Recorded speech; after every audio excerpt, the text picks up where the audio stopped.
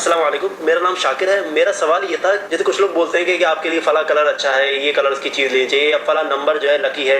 کیا ان لکی ہمارے لیے ایسا ہوتا ہے؟ کچھ لوگ بہت مانتے ہیں سکھوں کہ میرا یہ سوال تھا، کیا ہمارے لیے کوئی چیز اچھی ہے بری ہو سکتی ہے نمبر اور کلر کے لحاظ سے؟ شکریہ. دیکھیے، ایک اچھا شگون یا برا شگون، جیسے ہم کہتے ہیں اس کے اندر بہت برکت ہے، یا ہم کہتے ہیں اس کے اندر نحوست بہت ہے، تو سب سے پہلے تو ہمارے دماغ میں تھم رول یہ بٹھا لینا ہے، کائنات میں کوئی بھی چیز جو ہوتی ہے، تصرف کا مالک، پورے کائنات چلانے والا کون ہے؟ اللہ سبحانہ وتعالی. کسی کے اندر بذات خود اس کے اندر کوئی فائدہ نہیں. عمر رضی اللہ تعالیٰ عنہ نے حجر اسود کے بارے میں کیا کہا؟ انک حجر لا تنفع ولا تضر، تو ایک پتھر ہے، نہ نفع پہنچاتا ہے نہ نقصان پہنچاتا ہے. لولا انی رأیت رسول اللہ صلی اللہ علیہ وسلم قبلک ما قبلتک ابدا، اگر میں نبی صلی اللہ علیہ وسلم کو تجھے بوسہ دیتے ہوئے نہیں دیکھتا تو میں ہرگز کبھی تجھے بوسہ نہیں دیتا. کیا بتانا چاہ رہے ہو؟ عمر رضی اللہ تعالیٰ اس میں سبق یہ دے رہے ہیں. کوئی لوگ عقیق کا پتھر لگا لیتے ہیں، کہتے ہیں یہ لکی ہمارے لیے. کوئی لوگ مخصوص قسم کی انگوٹی پہن لیتے ہیں، کہتے ہیں ہمارے لکی ہے. کچھ لوگ مخصوص قسم کا نمبر ہمیشہ اٹھا کے رکھتے ہیں، کہتے ہیں یہ میرے لیے بہت لکی ہے. وہی نمبر، وہی رنگ، اور اسی ٹائپ کا آدمی، اسی ٹائپ کے کپڑے، یہ سارے چیزیں اپنی طرف سے سمجھ لیتے ہیں کہ میرے لیے لکی ہے. تو نہیں، برکت دینے والا بغیر کسی دلیل کے ہم اپنی طرف سے نہیں کہہ سکتے کہ اس کے اندر برکت ہے یا نہیں ہے.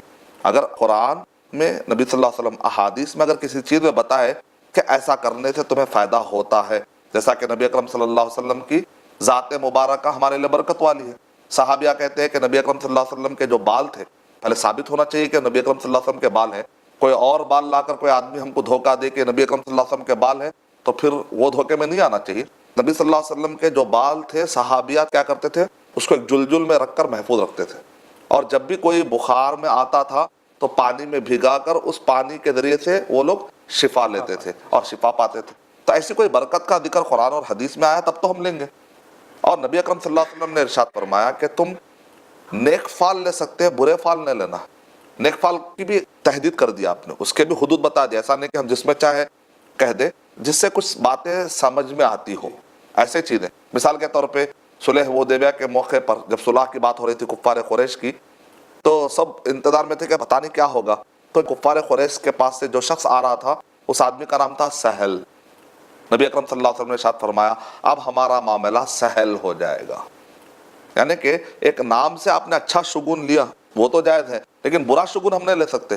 جیسا کہ کفار قریش لیا کرتے تھے، جیسے گھر کے باہر نکلے اچانک جو ہے پرندہ کو اڑاتے تھے وہ لوگ. اگر وہ رائٹ سائڈ پہ اڑتا تھا تب تو وہ لوگ خوش رہتے تھے، لیکن لیفٹ سائڈ پہ اڑتا تو لوگ کہتے تھے اب یہ میرے لیے ان لکی دن ہے.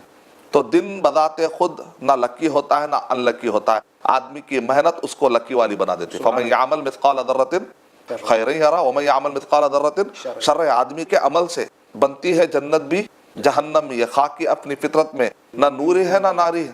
یہی اگر کوئی کہے نا فلاں دن میں عاد و سمود پر عذاب آیا تھا، تو انہی دنوں میں تو عاد و سمود کی طرف جو نبی بھیجے گئے تھے بچ کر تو نکلے نا. اگر وہ دن ان کے لیے نحوست والے تھے تو وہی دن نبیوں کے حق میں کہتے ہیں اچھے والے تھے، نیک لوگ. اس کا مطلب وہ دن برا اچھا نہیں ہوا. برا عمل کا نتیجہ برا ہوتا ہے، اچھے عمل کا نتیجہ اچھا ہوتا ہے. یہ معنی نکلا، یہ نہیں نکلا کہ وہ دن نحوست والا ہو گیا.